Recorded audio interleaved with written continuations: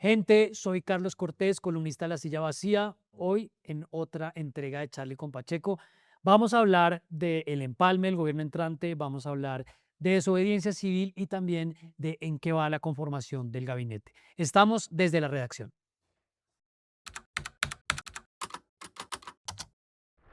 Yo soy Charlie, usted es Pacheco, yo estoy en el puesto suyo y usted está en el que yo me hago normalmente. ¿Qué más, Pacheco? Muy bien, Una, señora, ¿qué tiene ahí? ¿Trae regalos? pues sí, le traje un regalo aquí, Además de una nueva presidencia, un empalme, además una nueva de los oposición, nuevos tiempos que soplan. nuevos tiempos, una nueva era, Todavía así mundial. dice de la Espriella. Bastante grandilocuente el lenguaje de la administración entrante, pero le traje un regalo. Esto está recién salido del horno. La zona de la máquina sobre la atención y la distracción en tiempos de redes sociales. Pero espérese, usted se llama Carlos Cortés Castillo, es su libro. Sí, es mi libro. Estamos haciendo una payola orgánica, le dicen a eso. Una payola orgánica. Un ensayo que escribí sobre lo que trabajo en Linterna Verde, sobre Ay, me lo los globos. dedicó. Se lo dediqué. ¿Y cuánto vale para regalarlo yo? Está en librerías en 69.000 pesos. Uy, Sí, no están caros inventes. los libros. Está también en Kindle, está en edición digital de papel y haremos algunos eventos y cosas en el canal. Ay, se lo dedicó. Bueno, sin divulgar, sin spoilers. Muy bien, lo voy a leer y después les digo si vale la pena. Sí, sí. Sacado un video especial diciendo, no lo compro. No lo compro. Bueno, Entonces, conduzca. voy a conducir porque me toca hacerme cargo de esto, pero primero le quería preguntar, ¿cómo ha sentido usted estos primeros días de la era Abelardo de la Espriella? Como en el lenguaje, en la manera como ellos están empezando a hablar, lo que están diciendo, para que hablemos, de una vez le digo, de dos temas. Hablemos de el dichoso empalme, Sí, que se volvió un tema gigante cuando antes no parecía que fuera tan grande en otras administraciones, algo de eso le quiero decir también. Y hablemos paralelamente de desobediencia civil, que fue como traer otra vez de vuelta una discusión que se había, al parecer, zanjado sobre el reconocimiento del presidente electo. entonces por el lado de las Espriella ya veo como dos carriles, un lenguaje muy de campaña todavía, veo un presidente que se refiere a sí mismo como el tigre, el gobierno del tigre, que no deja de parecerme un poquito curioso, ¿no? Que quiere mantener como este personaje Terian de la política en Sí. su presidencia. Habla de la patria, la grandilocuencia de compararse con Alejandro Magno, de hablar de un cambio de era de los nunca, ¿no? Eso se mantiene. Y por el otro lado veo un empalme en donde el presidente desapareció, ¿no? Creo que hoy lo vi en un video que cogió una culebra en el patio de su casa, Sí, entonces me imagino que está en Barranquilla. em, sí, cogió la culebra y pues claro, se hizo un videito con eso, pero ojalá la culebrita la hayan dejado tranquila. Eso es. y veo a José Manuel Restrepo, que me parece como en el marco de análisis de ellos, como el de los de siempre, encargado de todo el empalme con muchas de las personas que han gobernado ya, que tienen experiencia, y veo un empalme, pues una máquina grande, relativamente bien organizada, no es una gente que llega a improvisar en el Estado, lo conocen, ¿cierto? Sí. Y están rodeados de una cantidad de cuadros que han estado por ahí en los gobiernos de Álvaro Uribe, de Iván Duque. Sí, hay como un postduquismo, santismo, uribismo 3.0. El de los nunca son bastante conocidos en varios frentes, pero es cierto que en la producción del empalme se ve que por lo menos la campaña se había preparado para poner esa puesta en escena. Y lo otro es que José Manuel Restrepo, uno mira a las 6 de la mañana y ya está en una llamada encorbatada de recién bañado. O sea, él está trabajando 24/7. Sí, lo cual no termina de resolver las preguntas que todavía existen sobre cuál va a ser su rol real, ¿no? Sí. Sonó como para la Cancillería y yo dije, uy, ¿cómo así? ¿Lo van a mandar a viajar por el mundo? Alcanzó a decirlo de la Espriella en campaña, ¿no? Que el que iba a viajar era más él, pero todavía no se ha confirmado eso. Claro, entonces eso me parecería raro, pero por otro lado lo veo encargado de todos los temas de gobierno, ¿no? Sí. Como portavoz, como tomador de decisiones. Nos falta todavía reportería para entender cómo se está moviendo como el círculo de decisión más importante, que es el de la conformación del gabinete. Yo creo que entonces empecemos por ahí, antes de meternos en empalme, de quienes ya están en el gabinete. El último anuncio fue Fabio Arjona como ministro de Medio Sí, Ambiente, fue viceministro en algún momento, Dicen que es una persona que por supuesto conoce el sector más cercano a los empresarios y eso ya se hizo oficial. Están haciendo videos con mucha inteligencia artificial anunciando a cada ministro. Fabio Arjona, que venía de estar en Conservación Internacional, que es una ONG grande, o sea, de la sociedad civil, una sociedad civil ambientalista que no ve con desconfianza a las empresas, aunque sí le hace unos reclamos muy puntuales a unos sectores específicos, el de hidrocarburos. Creo que es una persona que tiene mucha experiencia, que ha trabajado ya en ese sector y que viene con unas credenciales muy buenas de un sector de la sociedad civil internacional, donde hay como unos estándares muy altos como de anticorrupción, manejo de recursos, ¿no? Y él era ya vicepresidente y director regional aquí en Colombia en Conservación Internacional. Ok, ese está... Y Sí. cordobés. Dato Se- importante. Entonces, y cercano, o sea, se conocían de antes, que creo que es una de las cosas en común que vamos viendo cuando se vaya avanzando ahí. Ya vi salir a Carlos Carrillo, futuro candidato a la alcaldía de Bogotá, probablemente desde un rol de la oposición, diciendo que es muy cercano Arjona a la familia Besudo, pero pues es una de las críticas que ya empezaron a sacar ellos. Suena Sandra para Dirección de Parques, Sandra Besudo, Sandra Besudo, que estuvo y que fue una de las adhesiones importantes del sector ambiental en la recta final. En la recta Sí. final. Bueno, Miguel Gómez, ministro de Hacienda, es ex representante de la Cámara por Bogotá, nieto también de Laureano y pues familiar del senador electo también. Ahí todavía tengo preguntas y entonces le dije como que nos falta la reportería para entender cómo se está tomando las decisiones en ese círculo, pero ahí veo cosas distintas y tengo la pregunta de si es de José Manuel o es de Abelardo o es de Enrique Gómez. No estoy del todo seguro, he hablado con unas personas que me dicen, mire, él llegó a la decanatura de la Facultad de Economía de la Universidad del Rosario, y ahí digamos que había una cercanía con José Manuel Restrepo, y por otro lado es un nombramiento muy bueno para Enrique Gómez, el hermano, ¿no? Entonces no sé si es una carambola de José Manuel diciendo, bueno, este es mío, pero además ayuda a que Enrique Gómez esté más tranquilo, o si es un nombramiento más del presidente. Y lo que sí es un economista que en la academia no tiene como un gran desempeño, que ha tenido un desempeño en la política, fue representante a la Cámara del partido de la U cuando todavía era uribista, fue decano en la decanatura. Hace rato. Sí, viene de ser decano, fue representante de la Cámara hace rato, sí, y pues, o sea, las credenciales económicas creo que las tiene, decano de una universidad importante colombiana, no la mejor en economía, y lo que ahí habría que ver es qué nivel de independencia va a tener frente al presidente o al vicepresidente o a los tomadores de decisiones, que siempre como la pregunta, porque le va a tocar un trabajo muy difícil. Sí, un trabajo No, le complicadísimo. dejan la olla más raspada que ha Sobre recibido eso, un gobierno. La Silla Vacía sacó un artículo esta semana. No me imaginaba a Miguel Gómez en esa cartera, lo veía ya hace mucho tiempo como un político activo. Cuando fue representante promovió de manera decidida la revocatoria del mandato de Petro Alcalde. Entonces ahí ya tienen una conexión. Promovió una asamblea constituyente cuando estaba en la Cámara. Cuando Sí. todo el mundo, a nadie se le niega la constituyente, sí. Bueno, Vivian Morales. Pero esa era buena, dicen ellos, esa sí era buena. No, si la nuestra sí es buena, la de los otros no. Vivian Morales, ministra de Educación. ¿Eso está ya confirmado o no? Sí. Y ese es un... Bueno, pero, o sea, creo que sí, está confirmado. Ex fiscal general de la Nación, ex congresista que además fue muy famosa cuando yo estudié Derecho hace muchos años. Ella fue la ponente de la decisión que absolvió al juicio político de Ernesto Samper Pizano. Y pues ya muy activa y militante pues del movimiento cercano a De la Espriella y pues cristiana. Y tiene una conexión con su pareja que vamos a hablar del Esposa de Carlos Alonso Lucio, Sí. para educación. Ahí viene una agenda muy clara y muy decidida. Ella era del Partido Liberal, pero una mujer de unas convicciones muy conservadoras en temas sociales. Promovió ese referendo para prohibir la adopción por parte de parejas homosexuales de niños. No, eso no prosperó.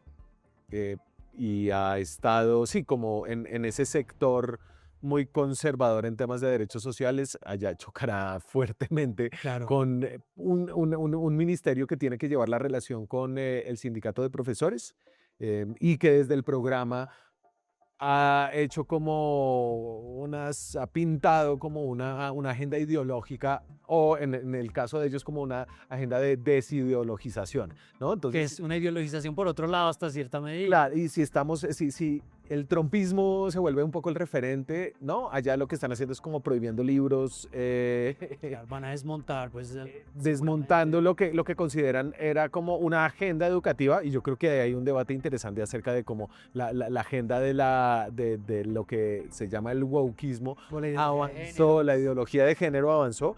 En Colombia, pues hay como una estructura de libertad de cátedra, cualquier profesor puede dictar lo que quiera siempre y cuando sus estudiantes cumplan como con los requisitos de estandarización que establece, pero pues no tiene una gran experiencia en ese sector. Claro, y de entrada, pues un mensaje de advertencia para las minorías y la población LGBTI que se siente pues agredida nomás por ese nombramiento. Creo que sí abre un riesgo que habría que ver también cómo se traducen los pensums educativos y qué implicaría. Y el último que tengo yo en la lista, a ver si me está faltando alguno, Rodrigo Lara, que fue de los primeros que se confirmaron como ministro del Interior. Rodrigo Lara, que fue congresista, que también fue precandidato a la alcaldía de Bogotá y que fue uno de los primeros de los nuevos nunca que se subió rápidamente al vagón de hablar de la experiencia en la campaña. Resaltaron mucho su origen como el hijo de Rodrigo Lara. Rodrigo Lara Bonilla, el ministro de Justicia que fue asesinado por orden de Pablo Escobar en el 86, si no estoy... 85 tal vez, no, si fue por el 85. Sí, y como ese origen fue como lo que más resaltaron. Rodrigo Lara después participó 84. 84 en Cambio Radical, ¿no? Como fue uno de los cercanos de Germán Vargas, le tocó la presidencia de Cambio Radical cuando le dieron el aval a Oneida Pinto, y eso obviamente se lo han cobrado mucho, y intentó después por su propio movimiento la alcaldía de Bogotá, no lo logró después de haber Se sido peleó senador. con los hermanos Galán a muerte, ya quedaron totalmente rotas las relaciones, porque esa fue en la discusión del nuevo Sí, liberalismo. y Rodrigo Lara se define como un liberal socialdemócrata, ¿no? ¿Se acuerda que él era como del grupo LSD con Roy Barreras? Uy, Sí, ahora, sí. historia patria, no tan patria. ¿no? Entonces ahí hay como una persona que entró de manera temprana a la campaña de Abelardo de la Espriella, que tiene como las credenciales políticas para manejar el Congreso, lo conoce por dentro, y que tiene el reto, ahora dice, como de cambiar de nuevo el régimen de gobernabilidad a partir de mermelada. Dice, como lo interpreta, es como si va a haber mermelada, pero todo sobre la mesa. Mermelada buffet. Bueno, por ahora en esta composición del gabinete, pues los nunca, más allá de que algunos tienen experiencia, no sé, Fabio Arjona, Rodrigo Lara, los nunca no están. Los nunca se ven bastante tradicionales, Pues, o más bien no han aparecido los nunca. Dos ex senadores, un Ex viceministro y un ex congresista. Bueno, sí, y un ex congresista. o sea, muchos ex congresistas ahí. Ok, no vamos a empezar por ahí, pero ya lo chuleamos. ¿En qué va el gabinete? Sí. ¿Algún nombre que quiera agregar de los que parece que van a caer en alguna parte, pero todavía no está confirmado? No, pues creo que la cartera principal, dos carteras principales que son muy importantes, defensa y salud, Sí. y la Pues, Cancillería. Defensa se habló de María Fernanda Cabal, no parece, me decía un amigo, si usted sonó la primera semana, no se lo van a dejar. Sí. Entonces sonaron ciertos nombres que ya no aparecen, no sé, en la presidencia de Ecopetrol, María Fernanda Suárez, nombres que estaban en ese sonajero que ahorita ya no están ahí. Qué bueno. ¿Sí? Pues hay unos ahí donde yo tengo un conflicto María Fernanda Cabal, yo tengo senadora un de conflicto de Defensa. interés en uno de esos, entonces vamos a ver cómo se da. En el de Cabal por... No, el de Cabal, una parienta en... Cuando cede, entonces vamos a ver en el asterisco al final el conflicto de interés. Sí, espero que no. Pero no sé. Bueno, no sé. No va a terminar usted en el gobierno de lo nunca, ¿no? Ese sí sería. Pacheco nunca había estado acá y ahora está. Entonces, le digo, salud, clave. Sí, salud, clave. Defensa. Ahí en defensa he escuchado, los militares retirados están en todo ese sector. El sector tiene incluso organigrama, que es como una mirada muy, muy militar de ver la cosa. Está Jorge Mora, que es un general retirado, que es cercano, es de Santander y cercano al gobernador, que también es un general No retirado. confundir con Mora Rangel, ¿no? No confundir con Mora Rangel, que en Sí. paz descanse. Que ya falleció, correcto. Entonces, Jorge Mora es el coordinador del empalme, es un general, es como de la línea de Juvenal Díaz, el gobernador de Santander, y escucho que posiblemente continúe ese ministerio en cabeza de un militar, pero pues creo que todavía es temprano. Y me falta uno que estaba acá, para acordarme el nombre, el exalcalde de Bucaramanga, Jaime Andrés Beltrán, que el día que ganaron le dijo de la Esperia que Bueno, a el Elsa ministro Noguera no le dieron ya vivienda. Elsa Noguera parece que está allá para Pues vivienda. Elsa Noguera, como una alfil muy técnica de la Casa Char, otros de los que llegaron temprano, de los políticos tradicionales que llegaron temprano y se aguantaron no aparecer en ningún lado. Y que hablen mal de los políticos tradicionales. Sí, están haciendo la estrategia de quedar ahí debajo del agua. Entonces, la pregunta, ¿dónde quedará José Manuel Restrepo? Y pues habría una discusión también para El darle DAPRE, en el círculo íntimo. Bueno, ese se está es diciendo que para el DAPRE va Germán Calderón, conocido de autos, como dicen de nosotros, pues, porque fue el abogado de la campaña que se dedicó a acosar a medios, a periodistas. Sí, recientemente petrista, convertido a belardista, huilense, abogado, y lo han puesto a sonar para la Secretaría Jurídica de Presidencia Sí, y para el DAPRE. y y también lo ha escuchado en la dirección Sí. del DAPRE. Yo le digo qué va a pasar ahí. Yo no sé, ¿sabe qué? De la Espriella quiere convertir a Defensores de la Patria en su partido. Bueno, está con ese ¿Y punto sabe con el quién no Consejo está ahí? Nacional Germán Electoral. Calderón no estaba. Me pareció curioso. Yo lo que digo que va a pasar ahí es que entra a Palacio y ahí va a salir o a magistrado en una terna, toquemos madera, o a fiscal general. Que fue la razón por la cual hubo desavenencias con el petrismo, Sí. porque que nunca fue considerado para una Porque era posición. petrista. Entonces se volvió belardista. Sí.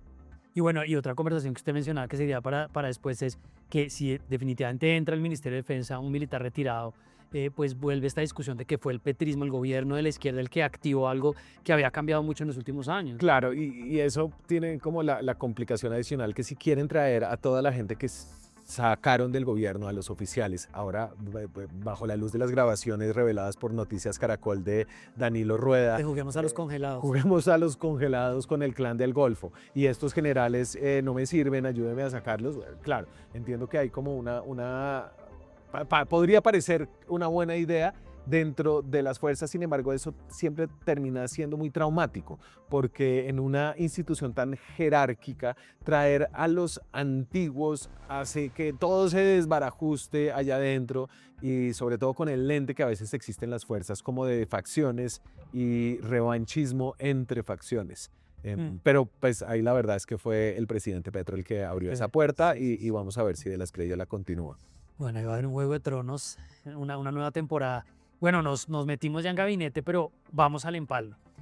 Hay algo bien interesante sobre esto porque es una idea que uno repite cada tanto del paranoico al que lo persiguen, porque de un lado está entrando este gobierno con la advertencia y la idea de que hay escándalos de corrupción obvios, que hay irregularidades de las que no nos hemos enterado, y en general pues recibir un gobierno de oposición por un lado, pero por el otro también el miedo que tiene la izquierda y el petrismo de que eso se convierta en una cacería de brujas, que en clave de lo que hablaba Velar de la Espriella con Estados Unidos, pues sí plantea preguntas grandes, no solo en términos de soberanía, sino qué es lo que quiere hacer la administración entrante con el empalme. Pero también bastante show, ¿no? Esta oficina del presidente electo ha sacado 80 comunicados, lo han vuelto algo que, como usted decía, ha estado bien organizado, pero yo quiero hacer el énfasis en el evento del martes pasado en la Universidad Sergio Arboleda, ¿Sí? que vuelve a tener poder, Duquismo 3.0.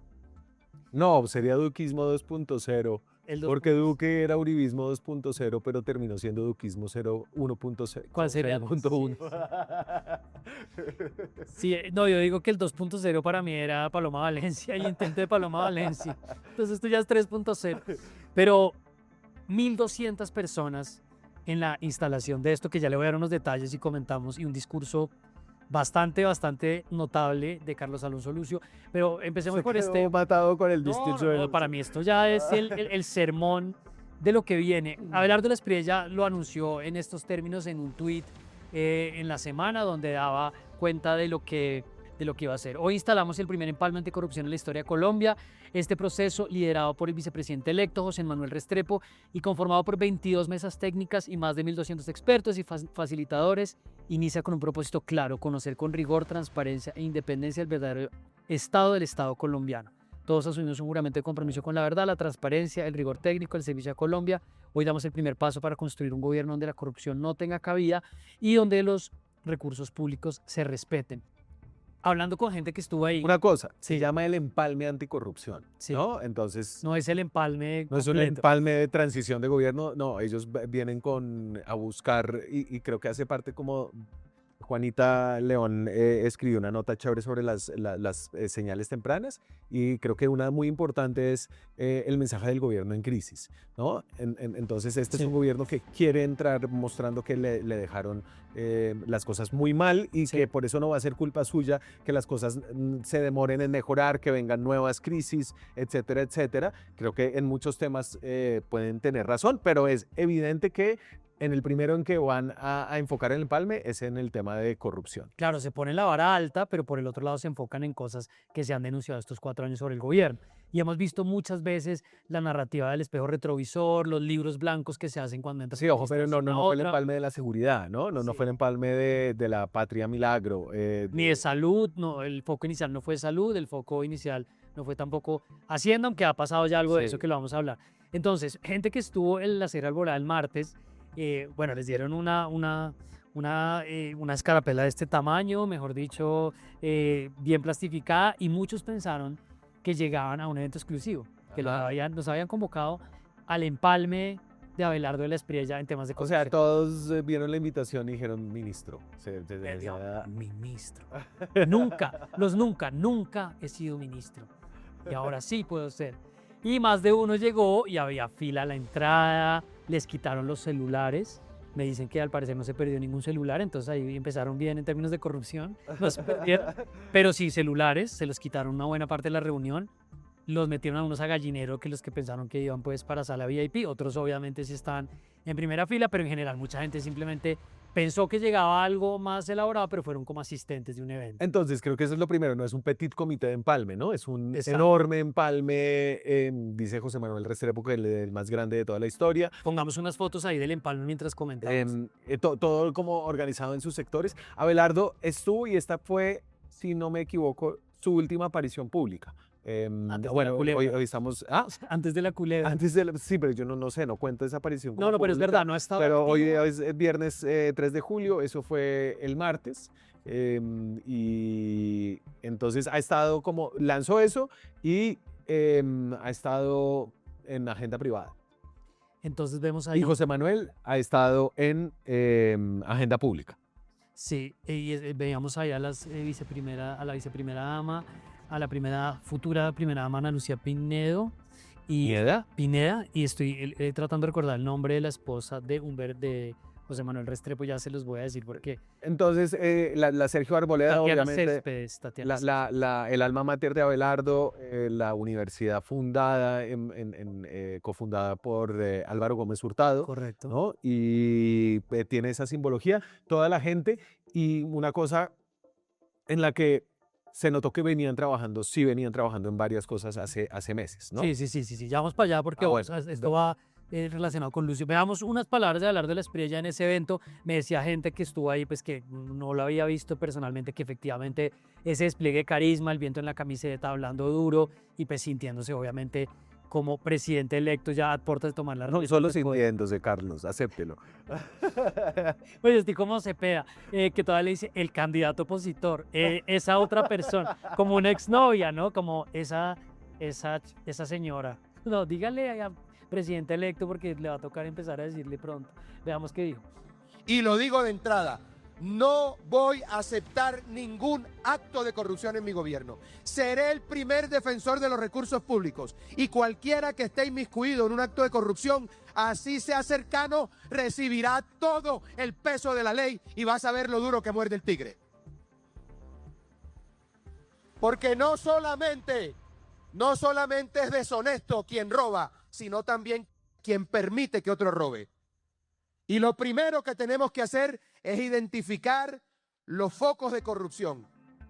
Todos esos focos de corrupción tienen que ser denunciados sin miedo, sin ambajes, con determinación y patriotismo. Vamos a denunciarlos, caiga quien caiga. Aquí nadie tiene corona. Aquí vinimos a trabajar por el pueblo y a defender los recursos del pueblo colombiano. Se está poniendo la vara alta, ¿no? Porque está volviéndolo un tema fundamental al que después le van a llegar cuando pasen cosas. Claro, pero yo creo que entre todos los temas que tiene por delante y las multicrisis que enfrenta el país, ¿no? Estamos hablando de Hora Gaviria, de racionamiento, de El Niño. Estamos en un problema de seguridad en donde, pues en los 90 días él iba a recuperar todo el territorio nacional, en donde está la promesa de reiniciar la fumigación. Todas estas cosas que son muy difíciles de solucionar la crisis fiscal. Pero lo que usted sí puede hacer relativamente rápidamente es encontrar problemas en las platas de su antecesor, Claro. ¿no? Y creo que ahí el gobierno Petro ha mostrado que ha tenido un problema muy extendido de corrupción en muchos sectores. Y creo que ahí podrían encontrar unas victorias tempranas más fáciles que Iván Mordisco, ¿no? Porque si usted dice que su victoria temprana va a ser contra los criminales, o sea, el gobierno Petro y el ejército ha estado detrás de Mordisco más de un año con todos los juguetes y con ese no han podido. Sí. Eso me parece que hay un punto interesante porque si usted ve al petrismo, ya futura oposición, han estado tratando de ponerle el foco al presidente electo sin haber llegado, criticándolo, reprochándole el estilo, la manera como anuncia, es decir, cosas que por supuesto muchas pueden ser criticables, sobre las cuales hay opiniones, pero también la pregunta es, bueno, ¿y dónde está el balance o en qué momento se va a hacer el balance del gobierno Petro? Entonces me parece que el petrismo tampoco puede escapar a eso. La pregunta es de qué tamaño va a ser el show de Abelardo de la Espriella. Pero no solo vamos a ver corrupción, yo creo que aquí se va a ver en blanco y negro la realidad de un futuro expresidente que cuando estuvo en la Casa Nariño, pues no gestionó, no direccionó. Sí. En realidad ese es el verdadero problema que va a haber y pues de lo cual se desprende una cantidad de temas de corrupción. Bueno, otro dato que me dieron de la dichosa cumbre anticorrupción en Palme de más de 1.200 personas fue que Abelardo de la Espriella, autodenominado Tigre, mandó poner unos canapés muy elegantes, jamones ibéricos para invitados VIP, sándwiches finos, o sea, eso no era tinto de greca fría y mantecada dura, no. Pues, y en eso se están gastando el crédito de 60, no el crédito, el aporte, no sé cómo de... Bueno, hablemos de una vez de eso que además lo estuvimos revisando antes de grabar porque hubo muchísima atención alrededor de un proyecto que es en realidad una financiación, una donación del BID por $60 millones.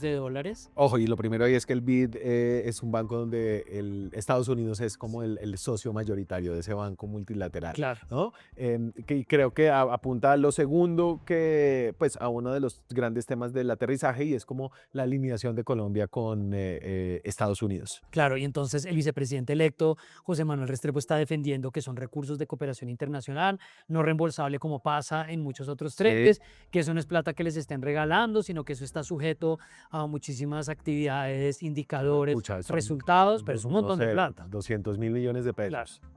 Pero pues seguro de ahí pagaron los jamoncitos, eso sí lo podemos saber. Ahora, yo creo que puede llegar a haber más información sobre el tema del BID y el dichoso anuncio de la donación, que no es un cheque en blanco, dice la campaña, pero pues es también importante registrar. No, pero es un guiño importante para el arranque, ¿no? Sobre Sí. todo para el arranque, porque ellos en este momento pues no tienen presupuesto, esto no está en las cuentas de campaña. ¿De dónde estarían, si quieren de verdad mantener a este equipo de todas estas personas, hay que pagarles, hay que gestionar una cantidad de cosas y no son gobierno todavía, pero con esto van a poder ser un mini gobierno, ¿no? Con capacidad de gasto de aquí hasta el 7 de agosto, que todavía quedan, ¿qué?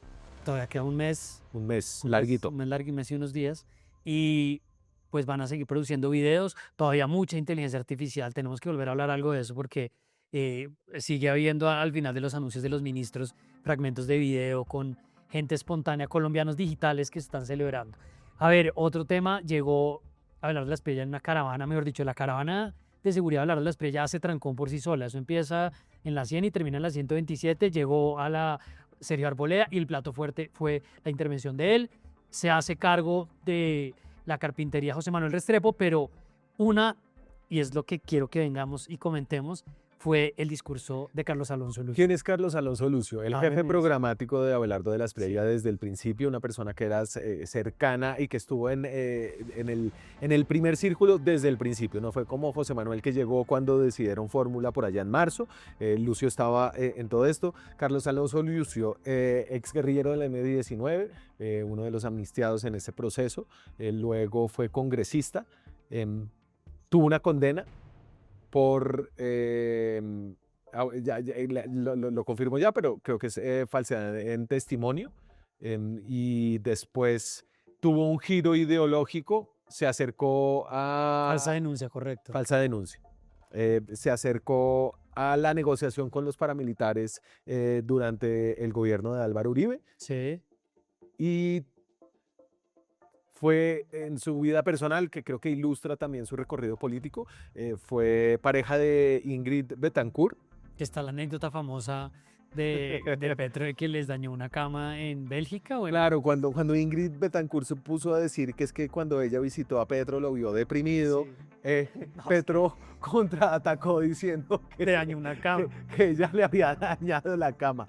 Que no sé si al final termine haciéndole, sí, bueno, en fin. Sí. No O sé. sea, la está desprestigiando, que es lo que está No sé tratando de decir. No sé si la depresión de Petro fue antes o después de la cama dañada. De pronto en el otro cuarto mirando para el techo con las lágrimas así, oyendo. Después, con el trasigar de la vida, se casó con Vivian Morales, la próxima ministra de Educación. Se convirtió al cristianismo, se volvió ultraconservador en temas como sociales, y pues ha sido un insider de la política y de la historia de Colombia. Desde nunca ha estado por fuera el joven. Sí. Pero nunca ha estado también, o sea, este no es como Juan Sí, Manuel, no es el sí. establecimiento. Llega de otro lugar. Hay una, es cierto. yo sí creo que hay una diferencia, no es el establecimiento bogotano, no es el mismo establecimiento antioqueño ¿no? de la Tiene más de tecnocracia. establecimiento la esposa que él. Él viene con un recorrido distinto porque ella sí ha sido Sí. una política Sí. de un llavero de distintos Sí. frentes. Y entonces fue el que armó el proyecto del Arca de Noé, que fue así como llamaron a la primera fase del empalme que se viene pensando hace meses, cuando, lo dijo Restrepo, Sí. pensaron que no iba a haber empalme con el gobierno Petro y que ellos tenían que llegar como con todo preparado. Sí, aguánteme ahí que eso Listo. empieza a ser parte de lo Lo que del vamos a arca. comentar y además cosas que usted desde la labor de reportería y acá de la redacción va a tener más claro que yo. Bueno, Lucio dio una charla de 14 minutos. Que Lo llamó sermón. eso fue un sermón de verdad cristiano y yo creo que da unas pistas. O sea, yo no estoy aquí caricaturizando, les vamos a mostrar 3 fragmentos, pero yo le estaba diciendo a Pacheco que daba para verlo todo, porque da una línea muy clara de cómo ve él a este gobierno. Habrá que ver si al final por esa vía va a ir el presidente Abelardo de la Espriella una vez ya esté en ejercicio de sus funciones.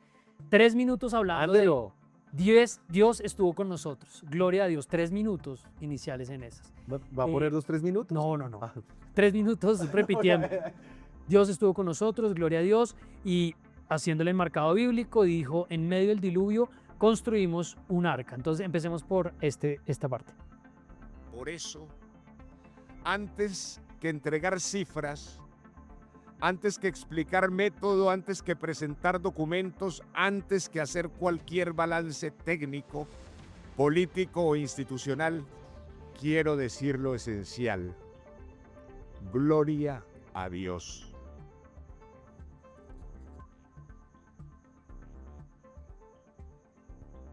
Y gloria a Dios porque en medio del diluvio nos permitió construir un arca de Noé para Colombia. No se trata de una metáfora menor, no se trata de una frase bonita o de un adorno retórico. El arca de Noé es una de las imágenes más poderosas de la historia espiritual de la humanidad. Es la imagen de la obediencia antes de la evidencia. La imagen de la obediencia antes de la evidencia. Dice, no se puede perder la palabra patria, insiste sobre esa idea, y habla de lo que quiero que comentemos, y es que desde enero se estaban preparando alrededor de un empalme que en ese momento pensaban que podía que no se diera en términos formales. Vea este fragmento y comentamos. Tradicionalmente, Empalme había sido el encuentro de unos equipos de gobierno saliente con unos equipos de gobierno entrante para intercambiar unos documentos. A sabiendas de la lejanía, a sabiendas de la hostilidad, a sabiendas de la corrupción, supimos que el encuentro entre estos equipos no iba a ser ni mucho menos cordial y transparente, si es que lo habrá. Y por eso dijimos, el empalme para nosotros es el comienzo del estudio y la recopilación del conocimiento y la evaluación del estado de las instituciones, tal como las vamos a recibir. Y por eso comenzaron las investigaciones a recuperar eso, que hoy es la primera vez en la historia que un presidente electo y un vicepresidente electo reciben ya hecho un 75% del empalme. Entonces, Proyecto Arca de Noé, ellos estaban desde comienzo de año armando el arca para el diluvio con la información que necesitaban. Me queda la duda de que es eso del 75% del empalme listo, o sea, ¿cómo se completa eso? Pero había un grupo de gente, estaban... Además tiene inteligencia artificial. No lo dice ahí, pero Restrepo dice. Y impresionante que lo hayan además logrado mantener en el círculo cerrado, Sí. ¿no? Obviamente todos estábamos como distraídos con la campaña, pero sí habla como de esa capacidad de la campaña de tener como un círculo muy hermético que no se le filtra nada. Sí. Y la idea de que Petro no les iba a entregar, a ver, yo creo que no era descabellada, Sí. no era descabellada, que creo que siempre estuvo en cuestión el reconocimiento de las elecciones, la transición del poder. Las personas que están cerca a Petro siempre se lo han preguntado cómo va a ser como el momento, y en eso creo que afortunadamente el presidente finalmente concedió luego del escrutinio. Más allá de lo de Iván Cepeda, de la desobediencia civil, que hay que ver qué es lo que decide Petro finalmente cuando llegue a Colombia. Sí, comentamos algo de eso. Lo que hay es una transición relativamente ordenada. Ahí hay pullas entre Germán Ávila, que es el designado por el Ministerio de Hacienda, y José Manuel Restrepo, pero pues estamos en transición normal. Claro, hay en ese lenguaje bíblico hay también una grandilocuencia de cómo un antes y un después, ¿no? Que es increíble cómo pasamos de un proyecto político que desde un lugar lo trata de resaltar a otro que también viene a decir es que nosotros llegamos finalmente para poner algún tipo de cota a lo que era un desmadre absoluto. Claro, el cambio de era de Abelardo de la Espriella, el pacto histórico de Gustavo Petro, y creo que son las señales tempranas de que vamos a continuar un poco con presidentes con visos muy populistas. Sí, y entonces, bueno, habla de la extrema coherencia, de la tarea de completar la información, y sobre ese punto volvemos a traer a Jorge Eliezer Gaitán, que con usted lo comentamos a raíz de los videos de campaña, porque por lo menos así lo plantea Lucio, al parecer así se ven, y es que la llegada de Abelardo de la Espriella al poder retoma una revolución pendiente del pueblo que viene a darse finalmente más de 50, 70 años después. Vea este último fragmento del discurso. Hubo un segundo principio tutelar que marcó y definió desde el principio la razón de ser de lo que hemos hecho, y es el haber comprendido que no éramos una facción ideológica ni una campaña episódica, sino un movimiento popular. Un movimiento popular dado para transformar la historia. Un movimiento popular que fuera capaz de congregar a la nación, que se une en el sentido común de sus propios valores y sus propios principios. Un movimiento popular que desde ya es semilla profunda de unidad nacional. Un movimiento popular que desde el principio se sabía con una vocación histórica.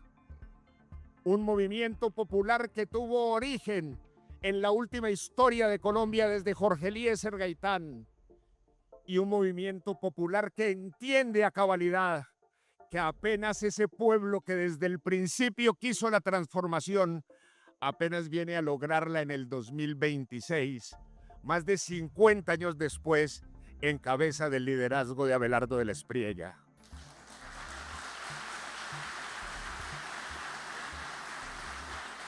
Todos tienen vocación histórica. Bueno, ya vimos quién fue el de la idea de hacer ese video de inteligencia artificial donde Abelardo era Jorge Eliezer Gaitán. No, es impresionante. Todo es histórico, todo es magnánimo, todo es una revolución.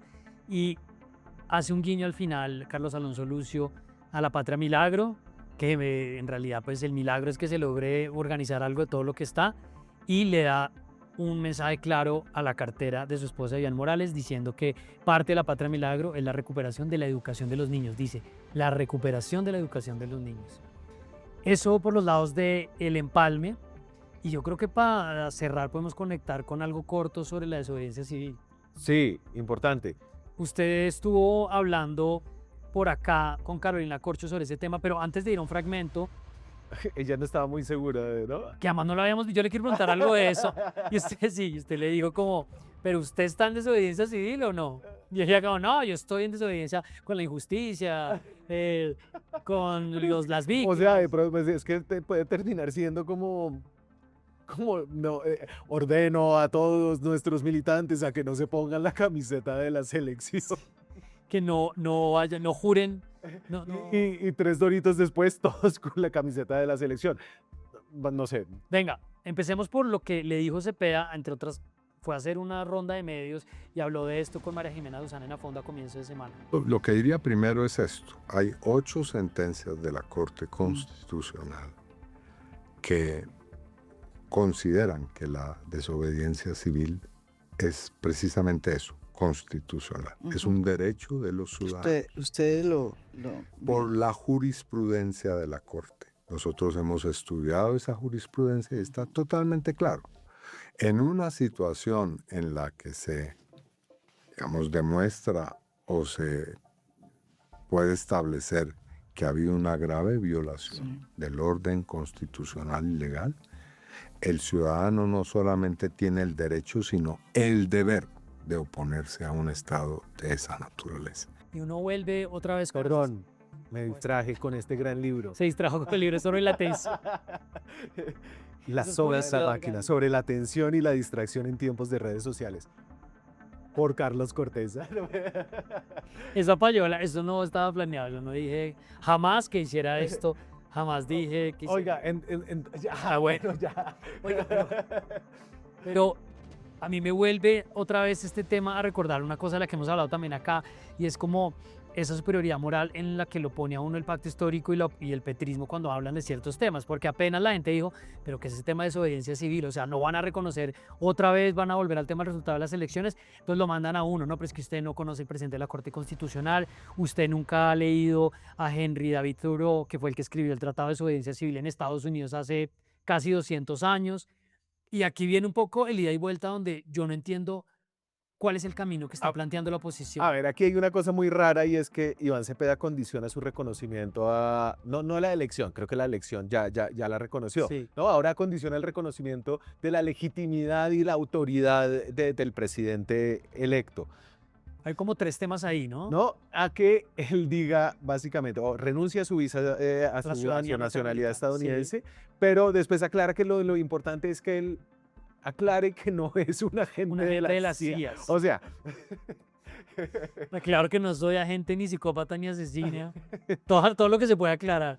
Sí. Entonces, o sea, entonces ¿qué va a producir Abelardo de la Espriella? ¿Una declaración? O sea, si es agente de la CIA, Claro, puede entonces decir uno que- de un notario y dice cualquier cosa y lo autentica. Entonces, eso me parece muy raro. El tema de la ciudadanía estadounidense, pues no tiene ninguna base legal. No puede ser problemático a unos magistrados. Ya los intelectuales que sacaron No, una carta, les sí. puede parecer que no se debería, pero creo que no hay nada en la Constitución que, Sí. que no permita que una persona con doble nacionalidad y específicamente que sea taxativamente, no, sí se puede doble nacionalidad, pero no la estadounidense. Sí, se puede la de Petro, que es italiana, pero no la de Espriella. No, exacto, pues porque entonces con la estadounidense uno jura lealtad sobre todas las otras lealtades que tiene a la bandera de Estados Unidos. No sé cómo será si uno tiene que juramentar para España, debe juramentar como que jura obediencia y vuelve este súbdito del rey de España. Eso está para un vallenato, eso está para lealtades. sobre las Entonces es como una estrategia rara que...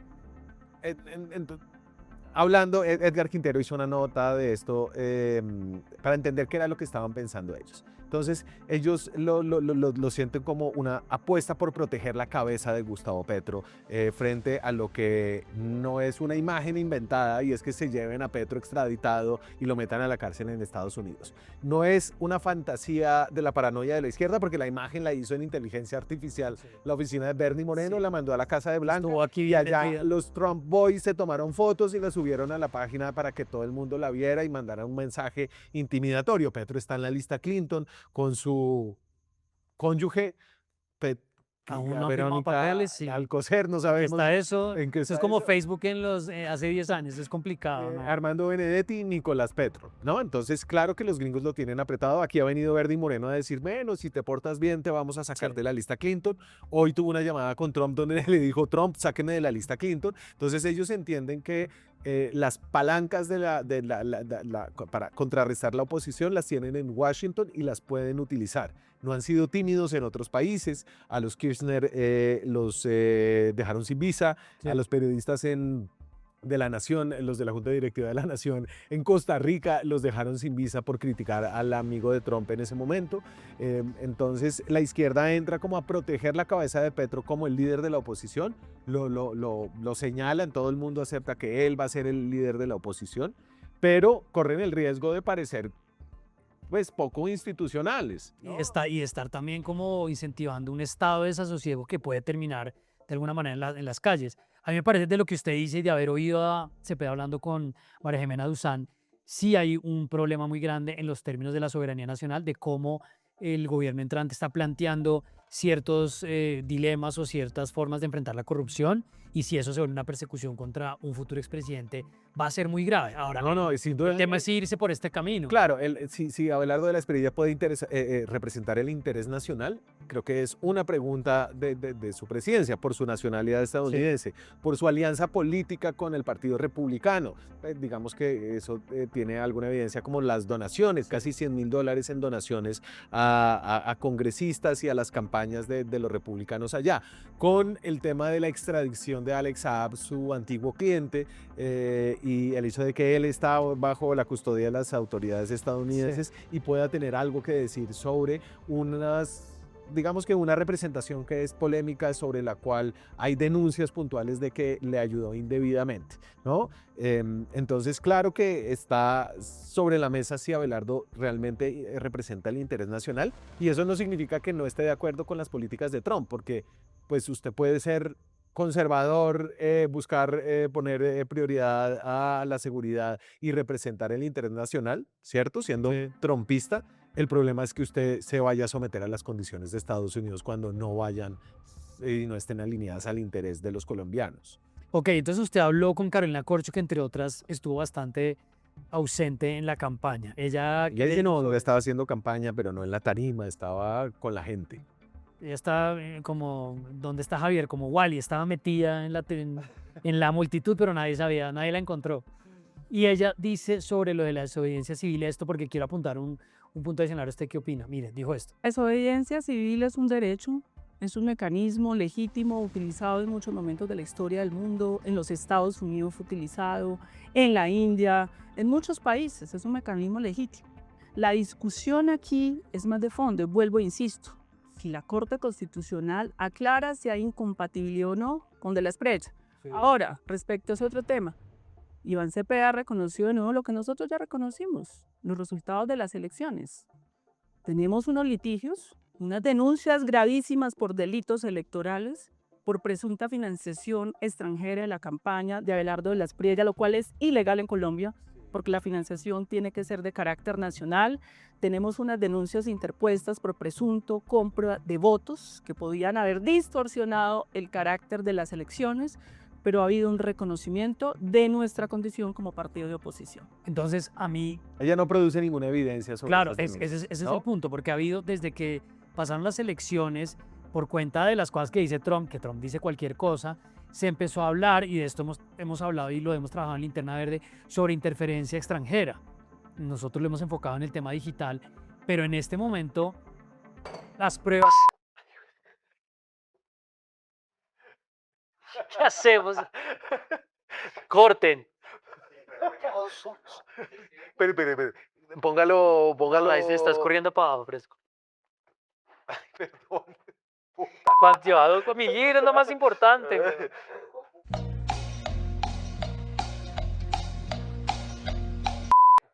3, 2, 1. Perdón. Bueno, Pacheco regó un vaso de agua. El computador se dañó, pero el libro no le pasó nada. Es lo más importante. Venga, Pacheco, ya sé que quiere que terminemos la grabación, pero sobre Carolina Corcho, la pregunta que a mí me queda es, ella se está distanciando de no reconocer al presidente electo, el mismo Cepeda parece que recoge las palabras, pero todas estas denuncias que ellos están poniendo sobre la mesa no tienen un sustento claro, de que, bueno, compra de votos siempre hay denuncias, puede que en un par de años sepamos algo, pero en financiación extranjera, en intervención extranjera, que sí la hubo de Trump desde el púlpito, que sí la hubo de Moreno desde el megáfono, pero ellos están hablando de una financiación, ellos están hablando de algo más grave. Sí, y no hay evidencia. Creo que hay que estar pendientes a ver cuáles son los hallazgos que tienen. Creo que el hallazgo no puede ser que Trump apoyó en campaña. O que él dice que es que gracias a que él se metió fue lo que lo hizo. No, yo creo que lo de Trump no le ayudó a Abelardo al final, ¿no? El margen no le ayudó, la captura de Beto Coral en Estados Unidos no le ayudó, y el margen se le estrechó. Yo creo que ahí la gente se sacudió con este tema de la soberanía, de la dignidad. Yo creo que hay que mirar muy de cerca las cuentas de la campaña de Abelardo de la Espriella, como pues lo hicimos aquí desde la silla con las de Gustavo Petro. Que no fue fácil de auscultar en el comienzo. No, sí, gastó dentro de los topes legales, pero la idea de que la elección no se ganó en Francalid, pues yo no tengo evidencia como para sostener eso en este punto, sobre todo cuando la campaña de Iván Cepeda recibió el apoyo abierto, sin precedentes, del músculo estatal con la presidencia de Gustavo Petro. Sí. O sea, eso como que pararse en ese pedestal moral, ¿no? De yo fui un candidato muy austero. Y esto que no en redes, no, ganamos sin comprar votos, sin ayuda de nadie, campaña orgánica. Por favor, o sea... Date cuenta, amiga, porque no fue así. No solamente los eventos y la manera en que Gustavo Petro, el político más popular de la izquierda, le hizo campaña a Iván Cepeda con recursos públicos, porque esas tarimas, ese sueldo, lo pagábamos usted y yo, ¿no? Esas convocatorias, esos refrigerios, todo eso. Pero el nivel, por ejemplo, de gastarse de cerca de $500 millones de pesos con contrataderos antes de las elecciones para repartir telas, neveras, microondas a lo largo del país.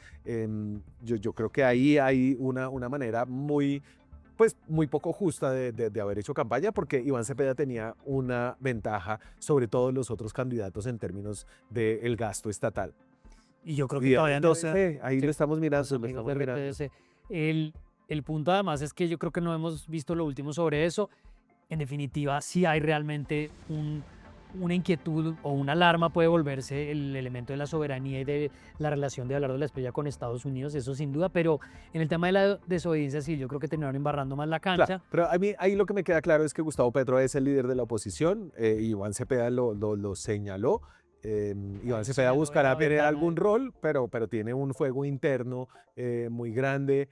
Iván, nos vendiste, Iván, sí. ¿No? Que los petristas creo que le echan en cara el no haber hecho una buena campaña, el haber asumido que es que la austeridad era no hacer campaña y no utilizar y eso se lo han dicho adentro. Y con Carolina Corcho, pues creo que hay un grupo dentro del pacto que está mirando hacia el futuro y que busca a unos liderazgos nuevos, y ella quiere representar algo similar como pues la cabeza de lista al Senado, la segunda en la elección interna del pacto. Bueno, Pacheco, para irnos, una fotico ahí en modo jet set que publicaron varios medios, publicó el Vaticano, publicó La Silla Vacía, del presidente Gustavo Petro visitando al Papa. Pongámoslo en pantalla para ver qué detalle encontramos y usted nos da un poquito de contexto. No, pues ahí Papa está, León ahí XIV.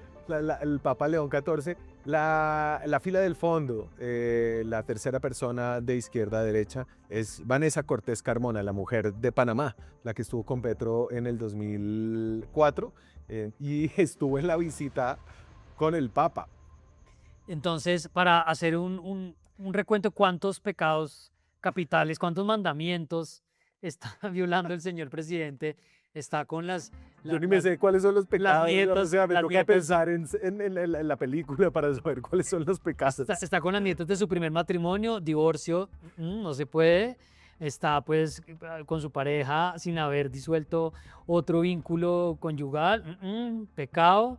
Y si está por ahí en algún estado alterado, algún tipo de... No, yo creo que la pregunta ahí que no hemos podido que nos la contesten ni Iván me la van a Velázquez contestar ni la van a ni contestar. la presidencia es en calidad de que Claro, en entró calidad de qué. Vanessa Cortés, ¿no? Ella, como contamos aquí en una investigación, esta relación se volvió de interés público porque ella tuvo un aumento patrimonial súbito relacionado con personas cercanas a Euclides Torres, un contratista estatal al que le ha ido de manera magnífica en contratación en este gobierno a través de empresas relacionadas a él y en su poder político. Es el líder de una familia política, un clan político de la costa que tiene hoy un senador en el pacto histórico. De hecho, ese senador entró por el partido de Iván Cepeda, del Polo Democrático, en el 2022 y un representante. Además tiene a un viceministro del Interior, que fue su empleado, y tiene a el superintendente de transporte, uno de los sectores regulados donde él tiene contratos públicos, que es el superintendente de transporte. O sea, Euclides Torres le fue de maravillas y está esta pregunta de si a través, no, está esa pregunta Está de esa cuál es su relación en el enriquecimiento súbito que tiene Cortés Carmona, quien además viaja y ha viajado al exterior justo cuando el presidente está en el exterior. Claro, es que ese es el punto al final. Él la tuvo en unos viajes en escenarios externos donde se sabía que paralelamente ella estaba, pero esta vez atiende la audiencia papal y pues... ¿Qué le dijeron al Papa? Sí. O sea, ¿qué le dijeron al Vaticano? ¿Ella quién era? Sí, Esa es la pregunta, ¿no? ¿Cómo la claro, presentaron? ¿cómo la presentaron? ¿Por qué Al estaba Papa- ahí? ¿En condición de qué? Yo creo que ni le... Bueno, en la comitiva tiene que haber Pero ojo, información. es que gracias al Vaticano es que sabemos de su presencia allá.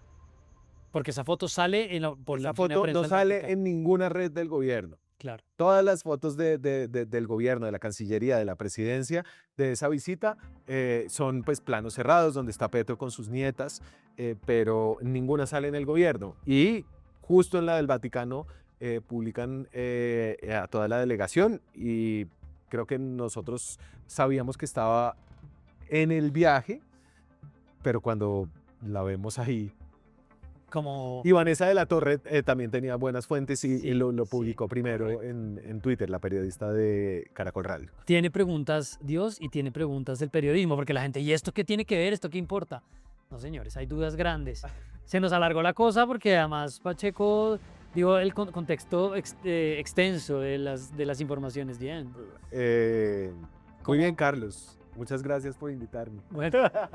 Bueno, Charlie con Pacheco nuevamente, gracias. La próxima de pronto usted se hace acá, Sí. yo allá y pues le hace el regalito. Vamos a ver si el computador vuelve a funcionar porque si no salió endeudado de este programa. Nos vemos pronto, gente. Chao. Chao, gracias.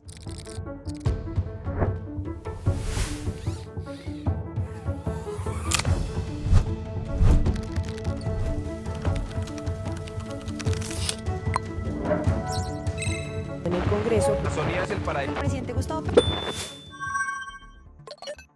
Hacer periodismo independiente cuesta. Cada suscripción a este canal nos permite financiar historias que revelan patrones, intereses y otras dinámicas de poder que otros no cuentan. Suscríbase y sea parte de la comunidad que apoya a La Silla Vacía.